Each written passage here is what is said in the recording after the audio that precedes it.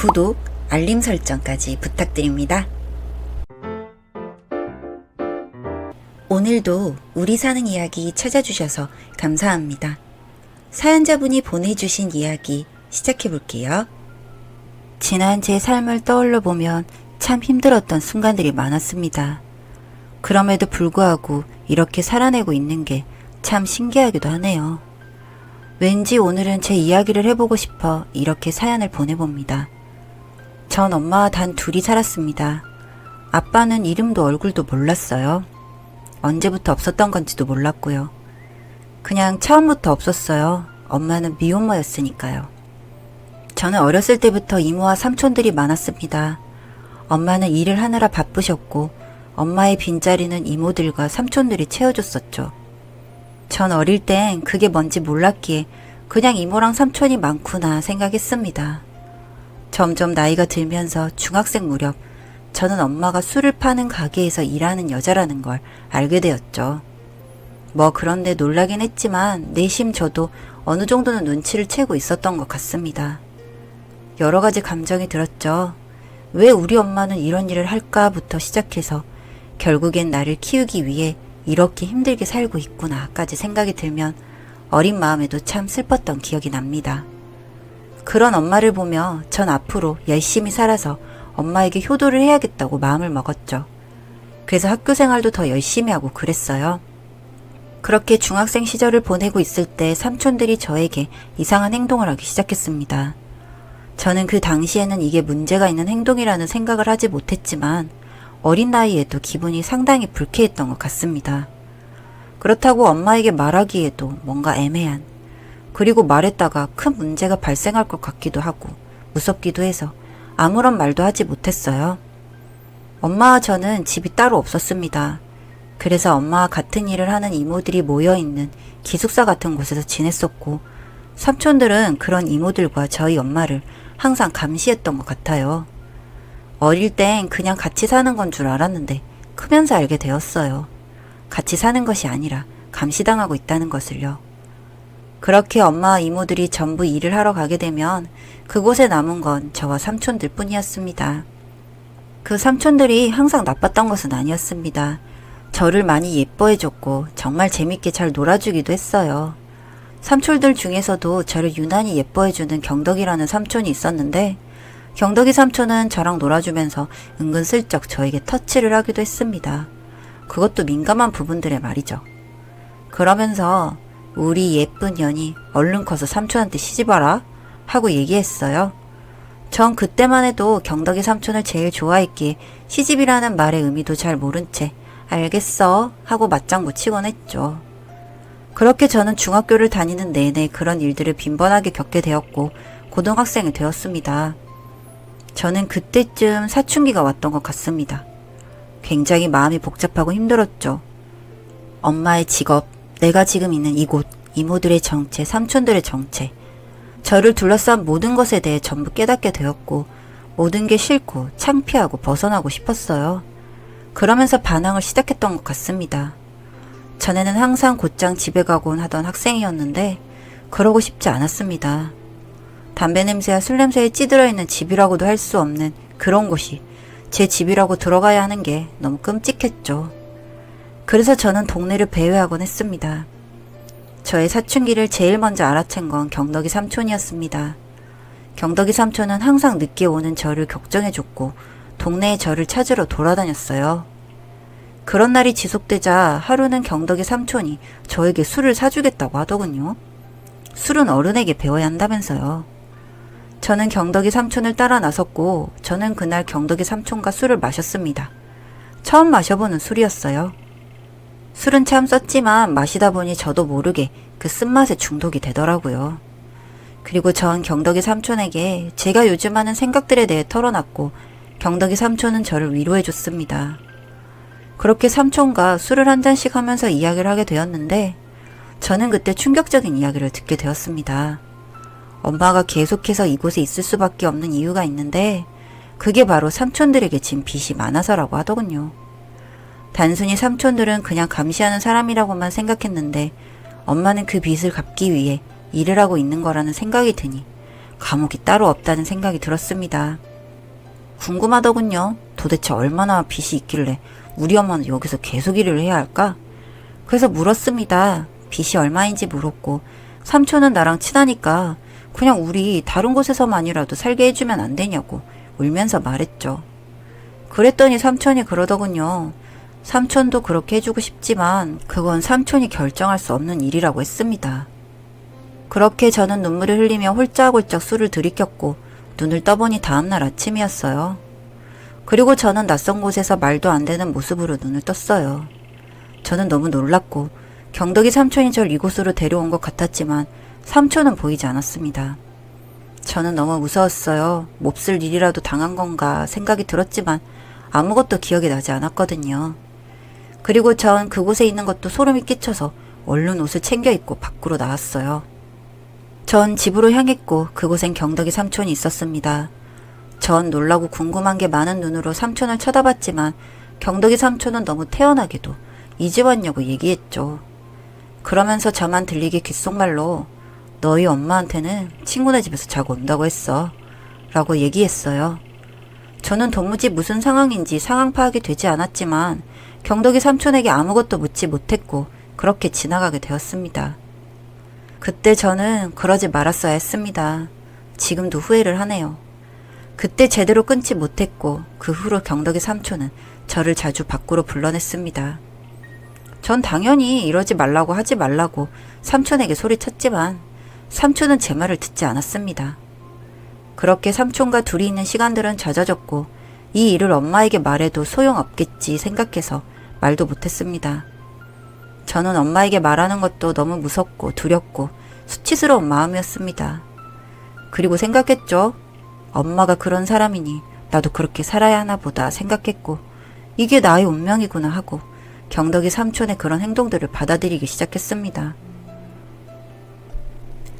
제 몸은 점점 상해갔고 전 항상 그런 상황들을 생각하며 역겨웠기에 밥도 잘 먹지 못했습니다. 그렇게 말라가는 저를 보면서도 엄마는 절 걱정하는 말 따윈 없었어요. 그랬겠죠. 당장 엄마 본인부터가 힘든데 딸이 그런 게 눈에 들어왔을까 싶어요. 하지만 그 당시 저는 정말 원망스러웠습니다. 엄마가 눈치채주길 바라고 걱정해주길 바랬는데 그런 일은 일어나지 않았고 정말 죽고 싶을 만큼 힘들었어요. 그래서 죽으려고도 했지만 또 막상 죽으려고 하니 그건 너무 무섭더라고요. 그렇게 죽지 못한 채로 살았습니다. 그렇게 지옥 같은 고등학생 시절을 보냈고 저는 대학 진학을 포기했습니다. 지금 이 상황에서 딱히 잘하지도 않는 공부를 해가며 엄마를 더 힘들게 하고 싶지 않았습니다. 그리고 저는 돈을 벌기 위해서 동네 식당에서 알바를 시작했습니다. 혹여나 엄마가 저에게 엄마가 하는 일을 하라고 할까봐 걱정이 됐지만 다행히 엄마는 그런 말은 하지 않았어요. 함께 알바하던 알바생 중에 대학생 오빠가 있었습니다. 큰 키에 하얀 피부, 잘생긴 얼굴과 다정한 성격에 점점 호감을 느끼게 되었고 전 그 오빠를 남몰래 짝사랑하게 됐죠. 그 오빠는 휴학을 하고 용돈벌이를 하는 오빠였어요. 저와 그 오빠는 하루 종일 알바를 했기에 금방 가까워졌습니다. 그렇게 매일 보는 그 오빠를 보면서 저는 점점 더 마음이 커져만 갔습니다. 보기만 해도 너무 좋았고 제가 이제껏 봐왔던 남자들과는 달랐죠. 그리고 그 오빠를 마음에 담는 게 말도 안 되는 짓이라는 생각을 하기도 했습니다. 그 오빠에 대한 마음이 커져갈수록 저는 제 상황을 더욱 비관하게 되었습니다. 제가 성인이 되어서도 계속되었던 만행이 멈추질 않았으니까요. 전보다 줄어들었다고는 해도 그렇다고 제가 다시 태어난 것은 아니었으니까요. 그런데 정말 저에게 놀라운 일이 일어났습니다. 세상에 어느 날 오빠가 먼저 저에게 고백을 한 겁니다. 저는 가슴이 터질 것 같았죠. 너무너무 좋아서 정말 이대로 죽어도 좋겠다 생각을 했을 정도였어요. 그렇게 너무 좋았지만 저는 그 오빠의 마음을 받아줄 수는 없었습니다. 제가 그럼 안 되는 거죠. 어떻게 저 같은 애가 그 오빠의 마음을 받아주고 같이 사랑을 할 수 있겠어요. 그런 생각이 들자 너무 화가 나고 슬프고 분노와 증오, 갖가지 감정이 섞여서 눈물이 흐르기 시작했습니다. 그냥 어떻게 그칠 수도 없는 그런 눈물이 흘렸죠. 뭐라고 할 줄 알았던 그 오빠는 그 상황에서도 아무것도 묻지 않고 그런 저를 안아주었고 오히려 제가 편히 울 수 있게 배려해 주었습니다. 그런 오빠의 품에서 저는 한참을 울었던 것 같습니다. 그렇게 저는 진정이 좀 되고 나니 그 오빠와 이야기를 해야겠다 생각했습니다. 근처 놀이터 그네에 앉아서 이야기를 했고 저의 상황에 대해서도 더함도 덜함도 없이 그대로 말을 했습니다. 저를 경멸의 눈으로 바라볼 줄 알았던 오빠는 오히려 저를 위로해주며 자기 일처럼 화를 냈습니다. 세상 태어나 처음 느껴보는 감정이었죠. 엄마도 저의 힘듦에 위로라고는 해주지 않았는데 가족도 아닌 이 오빠가 날 위로해준다니. 그렇게 이야기를 한참 들어주던 그 오빠가 그러더군요. 오빠네 아빠가 경찰이며 아빠에게 말하면 분명히 절 도와줄 거라고요. 하지만 저는 너무 무서웠습니다. 그렇게 했을 때 그 뒤에 제가 감당해야 할 일들을 생각하면 너무 무서웠습니다. 그래서 저는 오빠에게 말이라도 고맙다고 하며 생각해보겠다고 하며 오빠와 헤어져서 전 집으로 갔습니다. 그런데 집으로 향하는 길에 저 멀리서 누군가가 있더군요. 점점 가까이 다가갈수록 제가 아는 그 두 사람이었습니다. 이야기를 나누는 두 사람은 바로 엄마와 경덕의 삼촌이었죠. 그 둘은 심각한 대화가 오고 가는 것 같았고 저는 왜인지 그 이야기를 듣고 싶었습니다. 왜냐면 대화 중에 제 이름이 들렸거든요. 그리고 듣게 된 대화 내용은 너무 충격적이었습니다. 아니, 이 정도면 다 갚아진 거 아니니? 은희가 그 정도 했으면 다 된 거 아니야? 어떻게 된 게 너한테 빌린 돈이 이렇게 줄어들질 않니? 뭐 이 정도 가지고 난리야. 아직 멀었어. 괜한 꼼수 부리지 말고 딸 자식이나 잘 키워. 가만 듣다 보니 엄마의 빚은 전부 경덕이 삼촌에게 빌린 것이었죠. 그 빚을 조금이라도 청산하는 조건으로 시킨 것이 바로 엄마였다는 것이었습니다. 아, 그래서 엄마는 나의 힘듦을 알고서도 모르는 척 했구나. 그 돈이라는 것을 갚아보려고 그렇게 날 만든 거구나. 전 그 자리에서 털썩 주저앉고 말았습니다. 다리에 힘이 들어가지 않았고 세상에 혼자 남겨진 것 같았습니다. 날 위해 살고 있다고 생각했던 엄마가 사실은 자신이 살기 위해 절 죽이고 있었다는 사실을 알게 되자 저는 정말 미쳐버릴 것 같았습니다. 분노가 치밀어 오르고 죽이고 싶었죠. 하지만 내가 뭘 할 수 있을까 생각하니 할 수 있는 게 없더군요. 그리고 나서 생각하니 그 오빠가 한 이야기가 생각이 났습니다. 저는 그렇게 오빠에게 전화를 걸었습니다. 그 둘의 대화 내용에 대해서 오빠에게 이야기를 했습니다. 저는 누구에게라도 말할 사람이 필요했으니까요. 너무 두려웠습니다. 날 가장 위해줄 것이라 생각했던 엄마마저도 절 버린 것이었으니까요. 오빠는 제 이야기를 듣더니 자신이 말한 대로 하자고 하더군요. 아빠에게 말씀드려서 일을 해결해보는 게 어떻겠냐고요. 알겠다고 했습니다. 제가 할 수 있는 건 그 방법밖에 없었으니까요. 그렇게 저는 오빠의 도움을 받게 되었습니다. 오빠와 오빠 부모님들은 당장 그곳에서부터 나오라고 해주셨고 본인들의 집에서 지내자고 하셨습니다. 저의 이야기를 듣고 절 받아주신 거죠. 저와 동갑내기였던 오빠의 친여동생 방에서 신세를 지면서 그렇게 지내게 되었습니다. 다행히 그 친여동생도 너무 저에게 잘해주고 성격이 좋고 따뜻해서 저는 그곳에서 불안에 떨지 않고 지낼 수가 있었습니다.